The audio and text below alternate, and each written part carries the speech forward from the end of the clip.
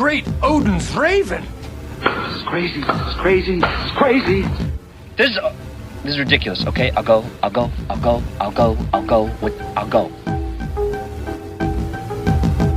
Hello and welcome to the FilmPulse.net podcast, episode number 23. My name is Adam and today I'm joined by Kevin. How are you, Kevin? I am well. Doing well. Yeah. We have a great show lined up for you this week. We're going to be talking about our thoughts on Oliver Stone's new film, Savages. We got some Amazon Blu-ray deals for you, and finally we'll be doing our predictions for this week's opening films. As always, let's get things started with a little bit of what we've been watching. And actually, before we do that, I wanted to quickly give a shout out to the guys over at Letterboxd. This is a really, really great website for any big movie buffs. It's sort of a social networking site for movies. And the guys over there hooked us up with some invites so we could get everybody on the Film Pulse team linked up with it. And it's awesome. I'm completely addicted to it. We were just talking about it before recording. Yes, I'm addicted. You can basically make lists of all the movies you see, keep a diary, rate movies, review movies, follow your friends and see what they're watching. It's a really slick looking site. It looks great, but it is still in beta, so it's invite only at this point. So if you want to get involved with it, you'll have to have a friend that's already in there, or maybe if you email the guys, they'll send you over an invite. But definitely check that out. It's letterboxd.com. So Letterboxd. Yes, no E. No E. Let's go ahead and talk about what we've been watching. Why don't you start us off? The first movie I watched, finally, took forever to get from Netflix. Norwegian Wood. Norwegian Wood. Which is a film adaptation of the Murakami book. Have you ever heard of Murakami, Adam? No. Okay. No, the name sounds familiar. Big time Japanese writer. Yeah. So this is a film adaptation of a book by the same name. And a long wait for disappointment. Oh, no. Well, I mean, it was mediocre. There's nothing really special about it except some of the again, the cinematography was great, but I think it's pretty hard to screw it up when you're filming like the Japanese countryside when it's snowing. I mean, it's pretty hard to mess that up. So, I mean, the scenes, the landscapes, everything were beautiful, but it was really long, entirely too long. And it sort of recalls this guy's life during the 60s. In the beginning, a friend of his, they're best friends. He kills himself and then and leaves behind his girlfriend. And then they sort of get together and it's all complicated and whatnot. And then he falls in love with another girl. And then he's going back between the two. It's just way too long. Just, it's definitely not, I wouldn't suggest it unless you're a big time Murakami fan. That's a pass from Kevin. That's a pass. Mediocre. Mediocre. I finally watched, you remember how a couple of shows ago, I'm not exactly sure when, I mentioned that I have a list of movies that I have to watch before the end of the year? Mm-hmm. Yep. And I finally got to one of them, which is A Prophet. The 2000 Prophet? Yes, the movie from 2009. And let me just say this is a must-see, which I'm sure most people have already seen it by now. I haven't. Well, you need to. There were so many times that I was going to watch that, and I never did. I mean, I was like watching the trailers, and I just never could bring myself to watch it. It looked so depressing. It's somewhat depressing, yeah. But like you, I've been wanting to watch it ever since it came out. I was just never in the right mood for it. And also, I have the problem with that I watch movies with my wife. So if she's not in the mood for this movie, I don't get to see it. It's sort of hard to watch movies on our own. But finally, I came up with this list and I was like, I have to see this movie. So we finally watched it. I can definitely see why it was nominated for Best Foreign Language Film. Just, it's like a prison epic. And I have to say that French prisons are insane. It looked insane. Yeah, and apparently the director, Jacques Audiard, had like former convicts on his team that, helped him with the logistics of everything and to keep it as realistic as possible. And if everything in the movie is completely real, I mean, prison life in France is completely different than American prison. Like, they have TVs in their rooms. They can have coffee whenever they want. The one guy has like a DVD player. It's ridiculous. The stuff they get. They get leave days.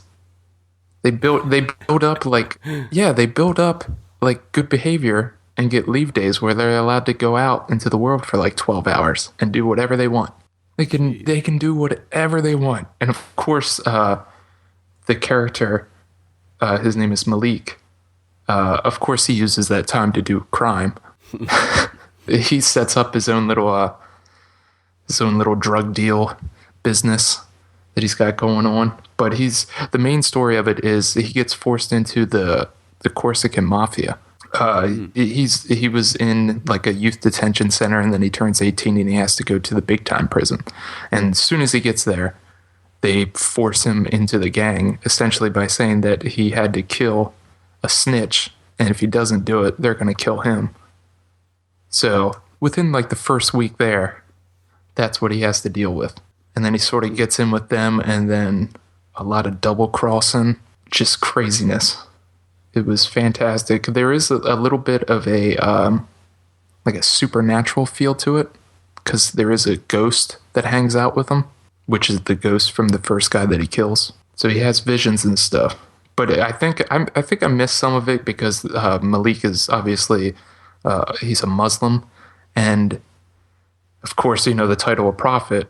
I have a feeling that there was some symbolism there that I don't really know because I don't know much about the Muslim religion. Mm. So I think some things I missed, which I might go back and do a little research and see what some of the significance of some of the scenes were. But definitely check it out. Maybe I'll give it a watch this week. Yes, I mean, it is long, but it's definitely worth it. I was never bored, because when I first saw it, it was like, over 2 hours. It's like, this is going to be a slow one, but it was fantastic. Cool. Awesome. Which was nice after watching Norwegian Wood. Breath of fresh air, huh? Mm-hmm. There's nothing better than watching a really good, solid film. I agree. I just hate when you get in those ruts where you just watch like mediocre stuff. Yeah. I feel like I haven't been in that kind of rut for a while, but it's going to hit like probably after Christmas, after the new year. Usually February, March. That's when the crap starts hitting. So yeah, I finally got one off the list. I have 14 movies to go before the end of the year. Cool. What else you got? I mentioned this to you. We didn't talk about it on the show, but I was watching an Australian movie called The Square on Netflix Instant. Mm-hmm. And I told you that I was halfway through it, and I stopped, and I was like, I'll finish it tomorrow. And, of course, Netflix took it off of the Play Instant. But I guess, like, in a week it came back, so I got to finish it this week. Netflix, what the hell? You have been the most stagnant company in so long. You have done nothing. You remember when Netflix first came out, we thought it was like the greatest thing ever? It was, yeah. Yeah, they haven't done anything in like how long? Years. Yeah. It's just ridiculous. I mean, evolve.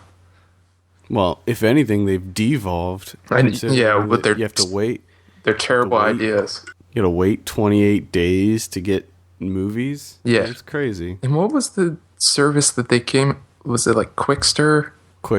Yeah, that lasted like a week. That idea didn't even come to fruition. No. Oh my god. No, it didn't. And it seems like they've been silent since then. Yeah, they haven't done too much. I wouldn't be surprised if they had some plans. I mean, they are working on their own original content. I think that's kind of what their focus is right now. Yeah, but I haven't heard anything about that in a while. I mean, that was in the news like crazy, and then it just sort of died off. Yeah, I think they have like 2 or 3 shows that are either coming out or started coming out. They have that House of Cards, which looks like it might be interesting with... That's the David Fincher one. Yeah. With Kevin Spacey. Yes, that does look good. I'm interested in that. How'd you like The Square? The Square was pretty good. It's directed by Nash Edgerton, which is Joel Edgerton's brother. And Joel Edgerton is also in the movie.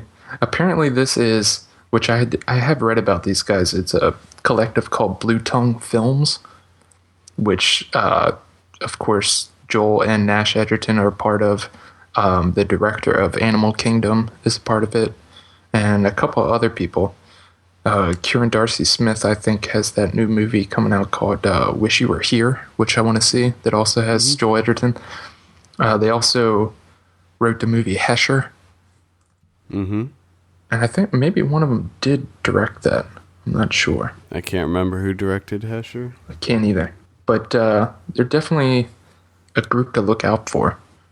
This is like your standard run-of-the-mill, a guy's bored with his married life and he tries to run away with his mistress. They try and steal some money from the mistress's boyfriend, and of course everything goes terribly wrong. Just absolutely wrong. A dog does get eaten by a shark, which I thought was odd. It was just sort of in there for no reason. Was it real or CG? It was just, there's this little side plot where when the husband lives across from his mistress, there's like a river in between them, and they both have dogs, and when they meet up they have their dogs with them, so apparently like the dogs fell in love with each other. So the mistress's dog swims across the river and shows up at the husband's house all the time to be with his dog. Well, there's one time where he's swimming across and then you just see him go under. So, apparently he was eaten by a shark. I mean, it's definitely, like I said, it's run-of-the-mill, but I have to say it was extremely well written. There's really no... Because with a lot of these movies, there's so many plot holes that it sort of pisses you off. But in this movie, I didn't really find any plot holes. I was just like, yeah, this is completely realistic. So I would definitely check that out if you're into those types of movies, those crime thrillers.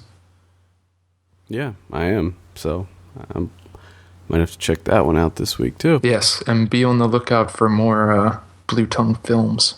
Because I have a feeling those guys are definitely talented, because Animal Kingdom was insanely good.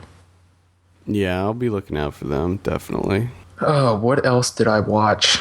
Coriolanus, the Ralph Fiennes movie. There's something... I've talked extensively about how I don't like period pieces. Now, this is based on a Shakespearean play, and it's a modern adaptation. But one of the main things that I hate more than modern adaptations of Shakespeare plays is when they put it in a modern setting, but they keep the Shakespearean language. Oh, God, I hate that. I can't stand Shakespearean language. And I know, like, this is going to sound like Ryan. I know that probably makes me an idiot, but I can't stand it.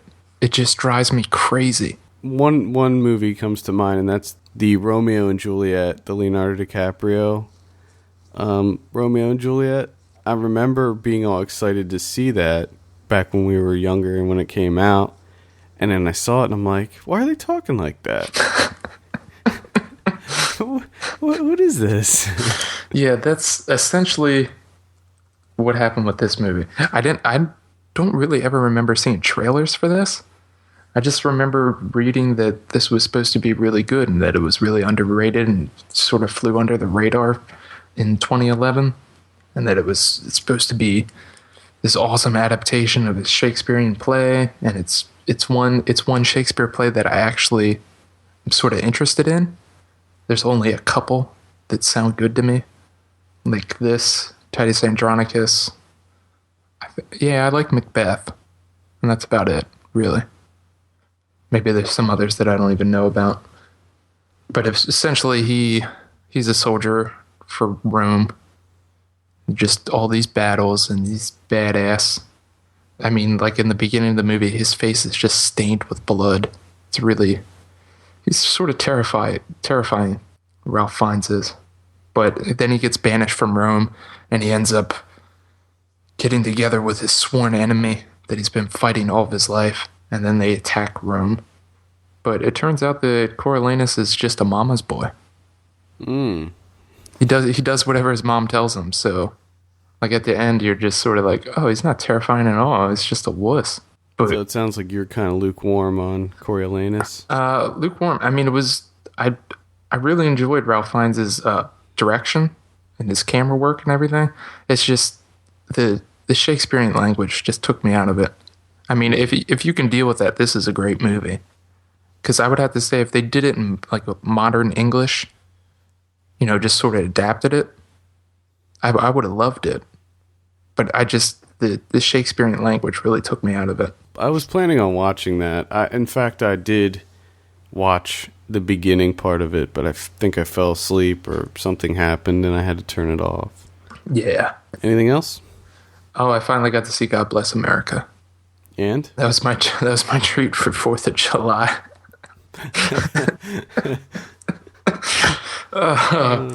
I really enjoyed Bobcat Goldthwait with his movies.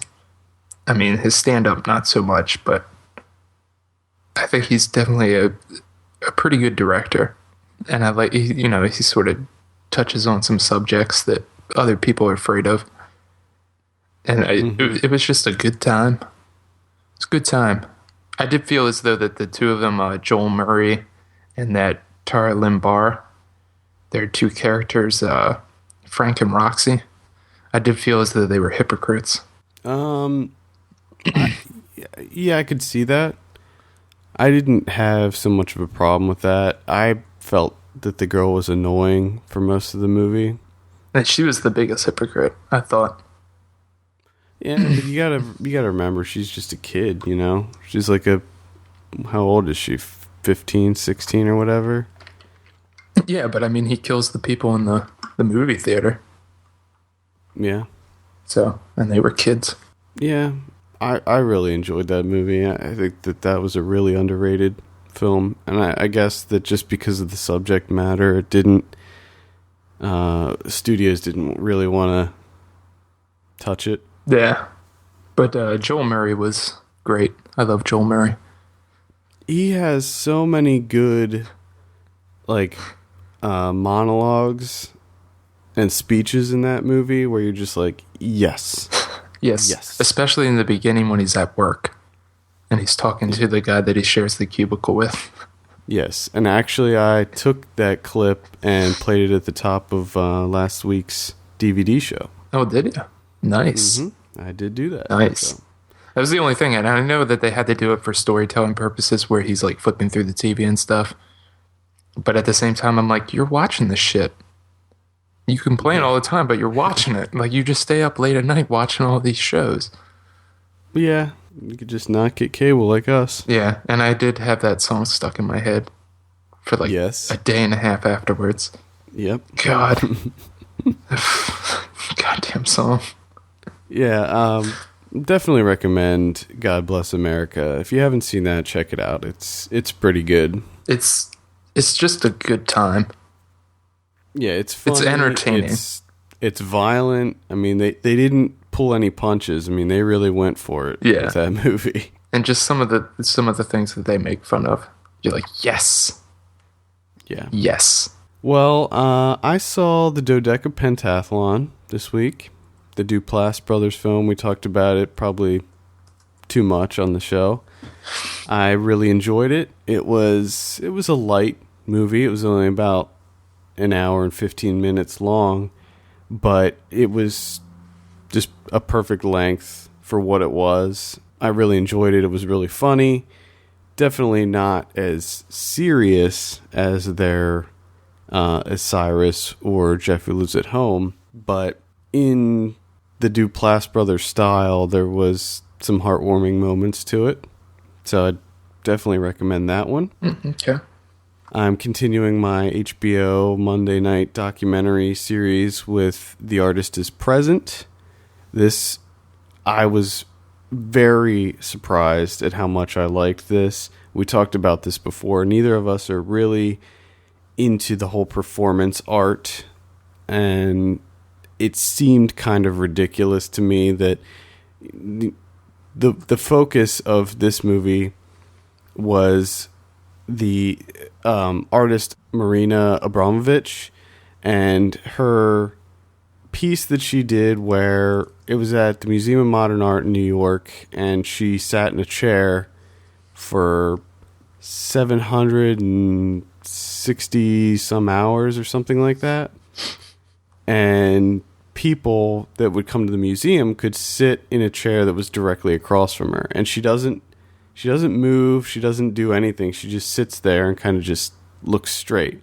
But on the surface, that sounds ridiculous. You're just like, that's an art piece? She's getting paid to just sit in a chair? But when you really look at what she's done in the past and what she does currently, it's more like, I look at it more of a stamina or endurance trial than anything else, because I would not be able to sit in a chair for that amount of time. Yeah. I wouldn't be able to do it. Like, no way. Is it just about that performance, or do they talk about her other performances? They touch on her other performances because this big show at MoMA actually was, I think they dedicated almost the entire museum to all of her previous work. And what she did was she had 30 artists recreate her other pieces. Oh, okay. So she had this, she had all the artists come to this like workshop at one of her houses, and it was like on a farm, and she kind of trained them, and it touched on that, but also touched on her past as well, like how she got her start and that type of thing. And it was really interesting. Like they would kind of jump back and forth between now with her preparing this new piece, The Artist is Present, and jumping back and forth between now and then her talking about her past, and it was really good. I mean, I highly recommend it. Very powerful. Throughout the maybe 3/4 of the movie feels like sort of a normal biopic, but at some point it kind of changes, and you realize what an impact this type of piece can evoke, because most of the people that went and sat across from her had this sort of connection with her, and like almost everybody that they showed was like began crying and weeping, and it was really strange. That's the thing that sort of makes me want to watch this, because I want to see if she discusses it at all, or anyone else does. So it seems odd to me, and it sort of makes you think, like, what does that say about us as a society, that you can sit down across from someone and then just start breaking into tears? Well, I think it works. I think it works on many levels. I think that it probably is different for each person. And the way that she does it is, after each person leaves, she puts her head down. So she's like looking down, and then the next person sits down, and she like slowly raises her head and stares at the person. So it's almost like they described it in the film as like kind of wiping the slate clean, so that each person that she sees, it's just an actual unique moment with each person. And I think that it works on many levels. Like, it could be just the fact that in our society, in our culture nowadays, we're so disconnected from each other. You know, like, when do we actually look at people and really have moments? And I think that each person that sits across from her, I think they sit there for 15 minutes. Okay. So you would sit there and look at her for 15 minutes. And it was just a very powerful film. And then at one point near the end of the run, originally there was a table between them, and she had them take that away. So at that point, it kind of changed the dynamic of the whole thing, because there was nothing separating the two chairs. Yeah, I have to say I'm definitely interested, because I'm reading about some of her other performances. She played the Russian game where she takes the knife and does the in between the fingers, and then tries to recreate it with listening to. She tapes herself and then tries to recreate it. She jumps in the fire and loses consciousness. Mm-hmm. And show all that. There's one that sounds crazy where she just lays on a table and there's 72 objects that people can use. Mm-hmm. And apparently a lot of the people get very aggressive. Yes. They were allowed to do whatever they wanted to her with those objects. So, like, people would, like, paint her and draw things on her and stuff. That was one of them. And then there was one that she did where she laid all these other objects down, and one was a loaded gun. Yeah, because it says she it felt might have been the same one. Yeah. She said that after, like, it says, like, in the beginning it was sort of normal. Everyone was cautious and reacted with modesty, and then everyone started getting aggressive, where they were cutting up her clothes, sticking rose thorns in her stomach. One person aimed a gun at her head. Yeah.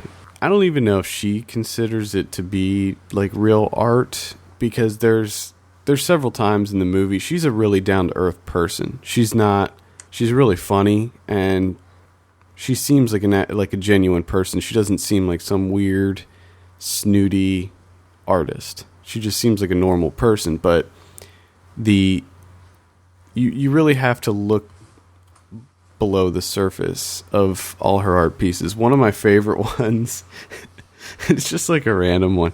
She has two people completely naked, and it is to note that almost all of her art pieces are completely nude, except this one that she did most recently. She wasn't nude, but one of my favorites is there's a doorway, and there's a naked man and a naked woman standing in the doorway.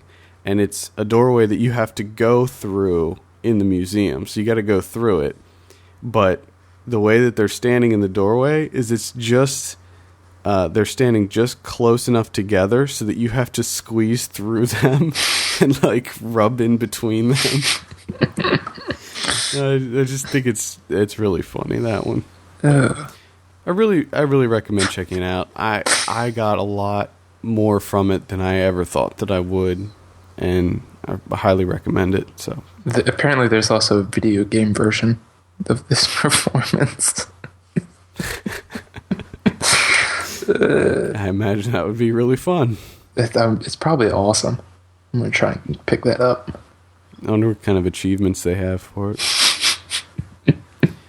I also saw Why Stop Now, the new Jesse Eisenberg, Melissa Leo, Tracy Morgan movie. Not a lot to say about that. I was not into it. I was going to say, the way that you're saying that you saw it doesn't sound like it was any good. I mean, it might be for some people. It wasn't for me. It was sort of a drug movie.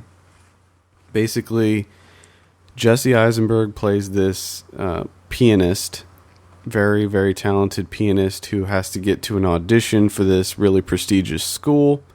And he has to take Melissa Leo, who plays his mom, to rehab. But the rehab won't take her because her urine comes back clean, because she decided that because she was going into rehab, she didn't want to use drugs for like 3 days or whatever. Mm-hmm. So when they take her to rehab, her pee comes back clean and they don't take her in. So the guy at the rehab says, don't tell anybody this, but if you go and you use and come back and do the drug test again, and it comes back dirty, we'll send you in. Mm-hmm. So Jesse Eisenberg has to take her to a drug dealer to try to score. Tracy Morgan plays the drug dealer, and they go on an adventure. It doesn't sound like it's a fun adventure or an entertaining adventure. It's just an adventure. It's a comedy, but it's not very funny. It's more of a dramedy. And Jesse Eisenberg and Melissa Leo, they do fine. I mean, they're really good actors. So they do a good job. But Tracy Morgan's pretty much just Tracy Morgan. Nice.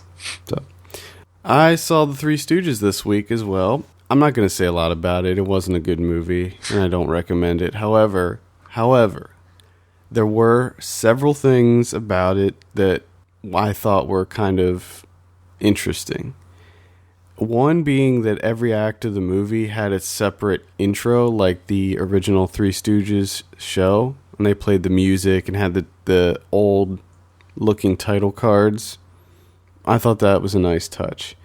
The other thing is that the three guys that played the Three Stooges, I thought they did a pretty decent job. Yeah, okay. Their voices and mannerisms and things were similar to the original Stooges. And Larry David as the nun. Yes, I do see that he plays a nun. That was kind of weird. And he was funny, but he had this weird voice that he did. And I wish he didn't do that. I wish he just did his normal man voice. Because I think that would have been funnier.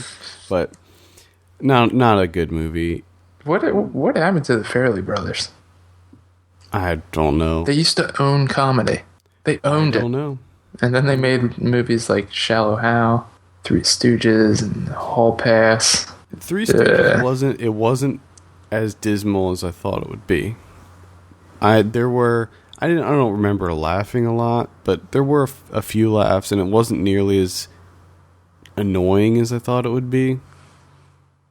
I still can't recommend it, but yeah, it wasn't a complete train wreck. I like the original idea when it was sort of going to be about their lives and stuff like that, instead of just a much better idea. Like, I don't understand the point of making like a Three Stooges style movie in this day and age, where I don't think the Three Stooges are relevant at all. No, and no one's one of the biggest problems of the film. And no one's really into that type of comedy anymore. I mean, I'm sorry, but sometimes you just gotta let things die off. To the film's defense, there were a few like physical gags that did work. I mean, some of it was actually funny, but for every one little funny moment or clever moment, there was so many things that happened where you're just like, oh god. This is like when bands from way back in the day, go on tour again, and they're sort of playing like the York Fair, just so they can play that one hit that everyone loves, and then no one knows any of their other songs. It's just like, just give up, just please stop. Pretty much. And finally, I saw The Amazing Spider-Man. This was pretty good. Really? It was good. It wasn't great, but it was solid. I was comparing this one with the original, the Sam Raimi trilogy, and I realized that because the third Spider-Man was so bad, I think that people are forgetting that the first two Spider-Man movies were actually good. Yeah. And the second one especially. I really like the second one. But this one has some good things, some things it does better than the Raimi trilogy, some things it doesn't do as good. I really liked Andrew Garfield as Spider-Man and Peter Parker. I thought that he did a better job than Tobey Maguire. I do like that they kept it, where it's sort of just an awkward kid. Mm-hmm. They didn't give it to some like beefed up dude. Right. And the movie works, but at the same it's a rehash of what we've already seen. It's an origin story. Yeah. And I just don't feel like we need an origin story. No, not at all. I thought that they were going to switch it up and make it unique, but it's very similar to the Spider-Man, the first Spider-Man, Sam Raimi one. Yeah, it's like they came out and they're like, hey, do you guys remember how Spider-Man started? Yeah, right. Yeah, we do. Well, here's just a refresher. Just to let you know. So, I still recommend going to see it. The fight scenes were really, really good. Like all the way that he moved and stuff. Here's my biggest issue. He doesn't wear the mask for probably 90% of the movie. And being a big comic book guy, Spider-Man's biggest thing is that he can never have anyone ever know who he is. Like that's his identity is very precious to him because he's trying to protect his loved ones. And in this movie, he doesn't seem to care about that. That's like, good. Every opportunity that they can get him to take that mask off, he does. And it's really frustrating. That just what? This just seems like a very like there's no reason to add that. Yeah. Like why would you change that part of the story? I don't know. Let's not have him wear masks. My only guess is so that they could get some Andrew Garfield FaceTime. People are clamoring for that Andrew Garfield FaceTime. But it's still a solid movie. I recommend it.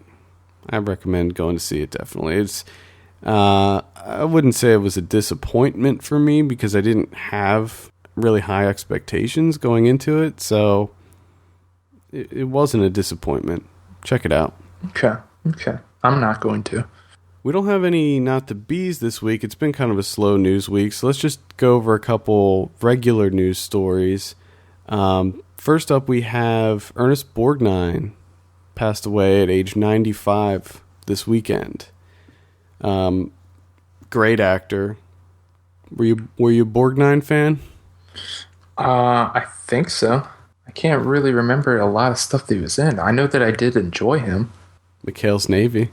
He wasn't the good McHale's Navy. He was in the bad one too. Yeah, he did have a cameo. I mean, this guy, when you look at his filmography, he was in Small Soldiers. He was in everything, like basketball. There was something I saw him in just like last year. I mean, this guy's a workhorse. I mean, he was 95. Yeah, he's in a lot of stuff, tons of stuff. Yeah.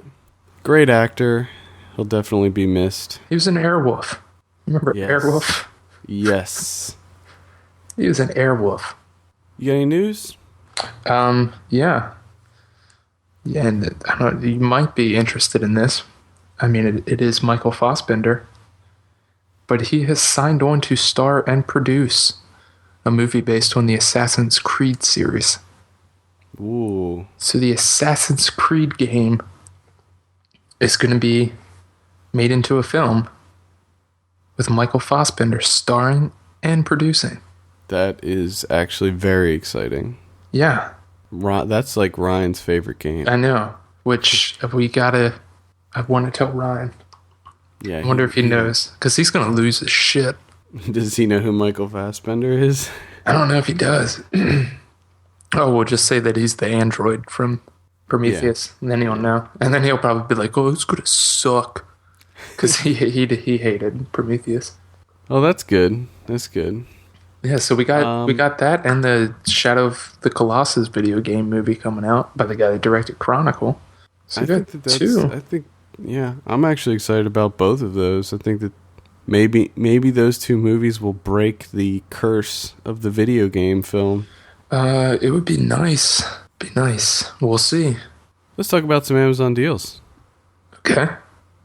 To get these incredible deals, just go to our site at filmpulse.net. Either click on the Amazon banner, shop as you would normally, or click on the store link. Check out some of our favorites and what we've been watching throughout the week. First up, we have Super 8 Blu-ray, $11.99. I really liked Super 8. I think this was a fantastic. I'm going to try and watch that in the next couple of weeks. It's like classic Spielberg. It does look that way. Directed by J.J. Abrams.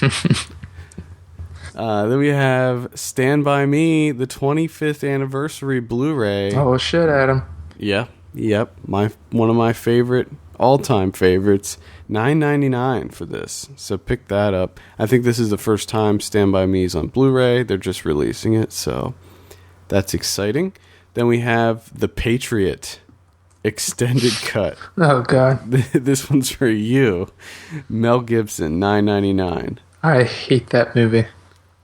The scene, one of the only scenes I remember in The Patriot is when he takes the American flag and starts impaling people with the American flag. I remember that scene. The only other scene I remember is when he's trying to make a chair and he can't make a chair and his chair keeps breaking.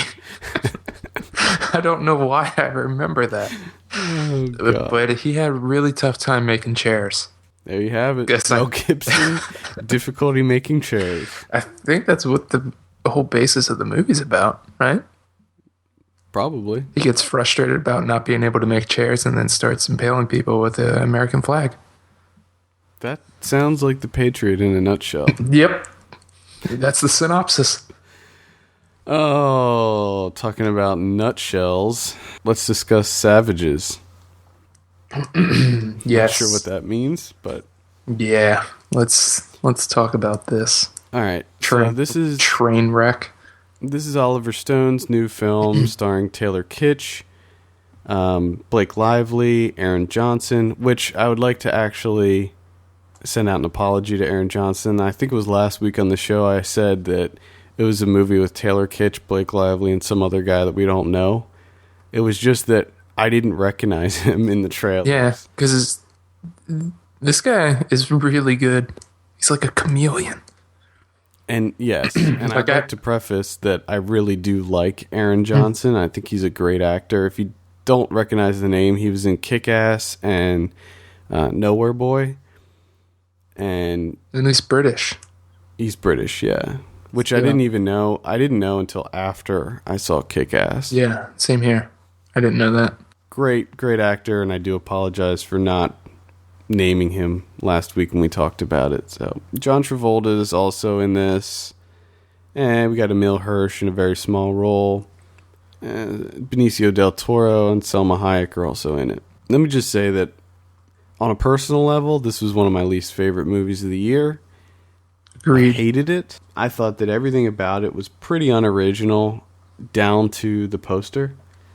And let me also preface that we're probably going to get into some spoilers, but probably nothing too major. Yeah, maybe. Well, we can also preface it by saying that we don't think you should go see this movie. No. Don't waste your time or your money. Don't waste your time. Don't waste your money. Let's start at the beginning of the film. Well, let me start with one thing. If you are interested in a movie of this type of movie, I would suggest going to see Soderbergh's Traffic, or even checking out the recent Miss Bala, which deals with the Mexican drug cartel, which was immensely better than this movie. Or even Blow. Yeah, even Blow. There's so many better drug movies. I mean, it seems like there's a lot of like potheads that are like, oh, Savages, it's about weed, let's go. And Ryan actually really liked this movie, so he wouldn't come on the show because of it. I don't understand how anyone could like this movie when there's so many issues with it. First off, the horrible voiceover by Blake Lively. This is the worst voiceover narration I've heard in forever. It's so bad. Just cringeworthy lines after another. Yes. Horrible exposition with things that we don't need to know. Like, yes. Talking about characters that are barely in the film at all. It's just completely unnecessary. And to me, some people don't know this, but it's based off of a book by Don Winslow of the same name. And to me, it just seemed very amateurish because it seemed like Oliver Stone was like, well, we have a lot of narration in the book. How can we translate that onto film? Oh, we'll just have Blake Lively say and describe everything that you're seeing. Like, I'm smart enough that I can understand what's happening on the screen. I don't need Blake Lively explaining it to me. Yeah. Well, what did you think of the camera work and like cinematography? 'Cause they do a lot of different camera tricks in it. They switch to black and white from time to time. Why?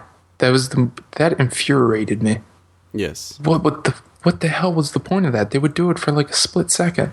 I mean, I did like some of the other camera work. Everything was very saturated with light, very sun-soaked. Yes. I mean, it felt like California. But some of the camera work, it sort of had like a 70s feel to it, like how movies in the 70s were filmed. But the black and white stuff was just really mind-boggling. I didn't understand it. I didn't what did it add? What was the point of it? There was only like 2 scenes, right? And they were both like a second each. There was one at the beginning, I think, and then there was one that I can remember while she was driving somewhere, I think. Yeah. And I can't remember any other And then ones. I think they ended it with it too. I think they bookended it with black and white. And then just the fact that she comes on, she was like, just because I'm telling you this story doesn't mean that I'm alive at the end. Like, no shit. I know that. I'm not retarded. I know that you can die. It's a movie. I know how movies work. I hated that. I hated the voice narration so much. The thing, I guess, that frustrates me, or that did frustrate me, is when the movie started, I was not into it. I was like, oh, this is horrible. Like, all the dialogue was bad and everything. But then, at some point, maybe within the first, maybe like 20 minutes in, it started getting better. And I don't know exactly at what point, but I remember thinking like, oh, okay, this is starting to pick up. I'm kind of digging this. Maybe it was when they introduced Emile Hirsch's character, and then I was kind of into it. I thought that there were some action scenes that happened that were cool. I liked the action scenes, but then it just went downhill real fast. Yeah. And it was just a frustrating film because there'd be one scene that I was really into, and then there'd be the very next scene would be so horrible that I'd be like, I don't even want to watch this. Yeah. I did find myself checking my watch. Like, when the hell is this going to be over? Well, it is overly long. Way too long. Way too long. Because, and they waste so much time on the Blake Lively describing things to you or that are on the screen like you're 5 years old. Like, oh, what are they doing? Why is Chon beating up people? Oh, Chon's the 1% that does the violence part. Okay. I was wondering why he was beating people up. Yeah, it was. Also, I felt like it was, as far as the tone of the film, I felt like it was all over the place because they would have these scenes in Laguna Beach and everything would be like, you know, like you said, sun-soaked, very saturated, and the dialogue would be real snappy and kind of almost funny. Yeah, carefree, and it would have like a comedic tone, and in the very next second they would show us something that was so violent and graphic and gruesome that you're just like, whoa, like, what's going on here? I mean, this is a violent film. Yeah. It's very violent. I did like what is that guy's name? The lawyer, the first guy that Benicio del Toro kills, the guy from Take Shelter. He played a lawyer. His name. I think it's like Shea Wingham or something like that. I was hoping he would be in it more, but he wasn't. But I do have to say, John Travolta was very good. I was surprised. I don't normally like him, but he was great in his role as the DEA agent. Benicio del Toro was fantastic, which he always is. I mean, that guy's unbelievable. And that was one of the reasons that I didn't hate this film as much as I did, because I said in the previous show that all I wanted was a good performance from Benicio del Toro, and I would be happy enough. And I got that. It had my two things that I hate more than anything in movies. It had, which was the voiceover, which was, like I said, the worst ever, and this is a spoiler, the ending, which as soon as the ending happened, I legit, like, in my head, I was like, God, get the fuck out of here. Are you kidding me? I wasted all that time for this.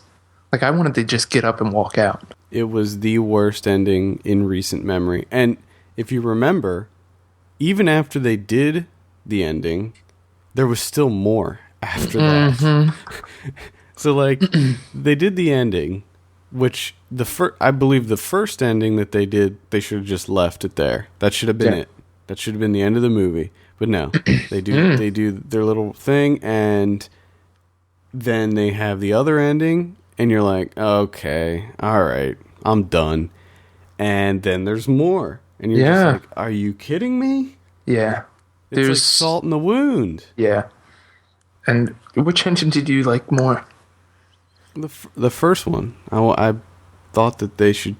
Well, you know, but it's hard to say because by the time I saw the second one, I was so infuriated that I just wanted to leave. Yeah, exactly. I mean, the second ending, I like how they did that with the second ending, but I think that this film should be seen as a tragedy. And I think that the first ending fits the mold of this film, of the story. Plus, I think it needs to be said that this was completely unrealistic. No, well, the whole time... Completely. The whole time, I'm thinking to myself, like, what am I watching? Why are they going... Why is this even happening? Like, I felt like the stakes weren't... Like, why was Selma Hayek's character and Benicio del Toro and all them, why were they even bothering? Like... Yeah. They had all this power, all this money and stuff. Like, why give them the money to do, like, the deal and stuff? And why be nice to her? I mean, clearly these are evil people, and yet they're so nice to Blake Lively's character. Yeah. And, I mean, they're a huge Mexican drug cartel. You know that the Ben and Chon, which... That right there I hated as well. His name's Chon, for Christ's sake. They have the seeds. You know how to grow pot. You've been growing pot forever. You're the Mexican drug cartel. All you need to do is steal their seeds and put them out of business. And it's over. You don't have to deal with them ever again. Yeah. But no, they go through these little games. It's like, I'm pretty sure the Mexican drug cartel wouldn't do any of that stuff.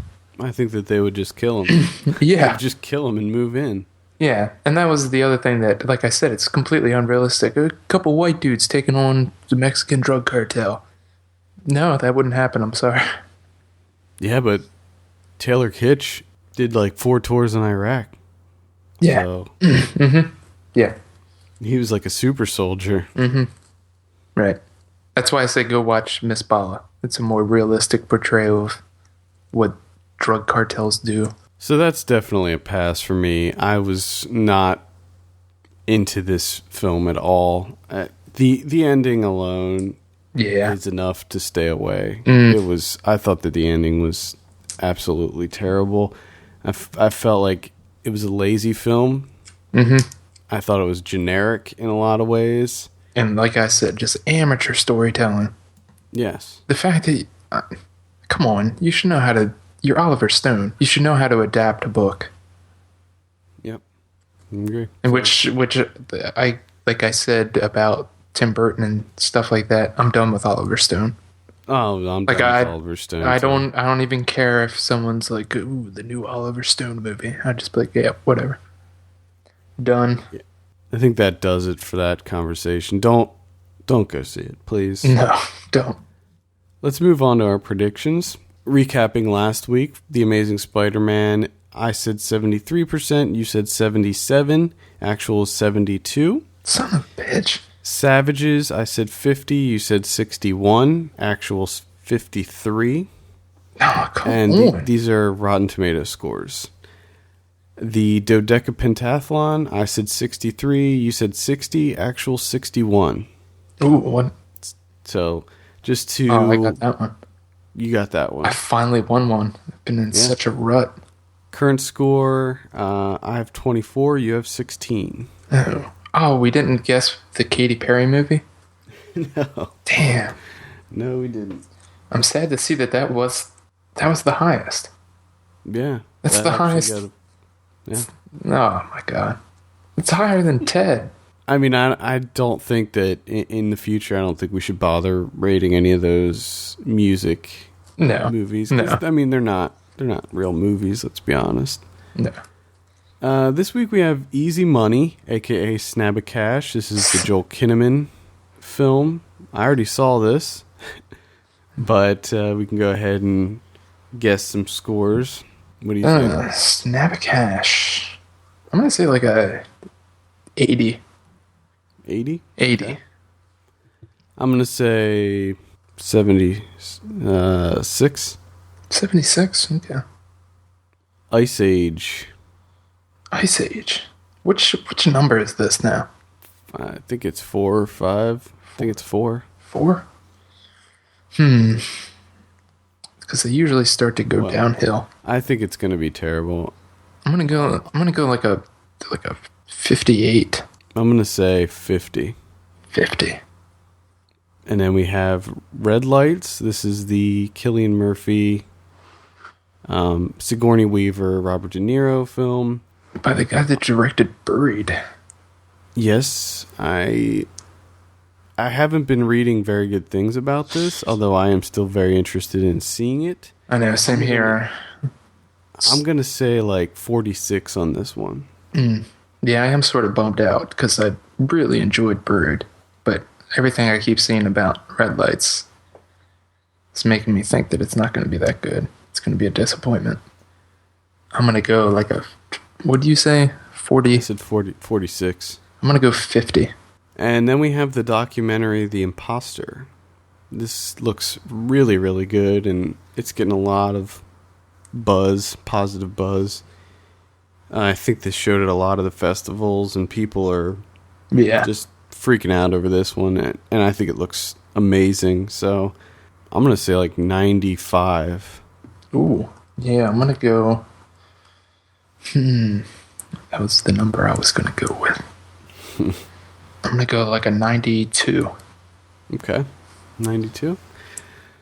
All right. Well, I think that does it. There we go. For all the latest film news and reviews, visit us at filmpulse.net. We want to hear your feedback. Send us an email at feedback@filmpulse.net or call our voicemail line at 850-391-6071. Also, please take a minute to rate us on iTunes. We appreciate that very much. For filmpulse.net, my name is Adam. And I'm Kevin. And we will see you Tuesday for DVD and Blu-ray releases.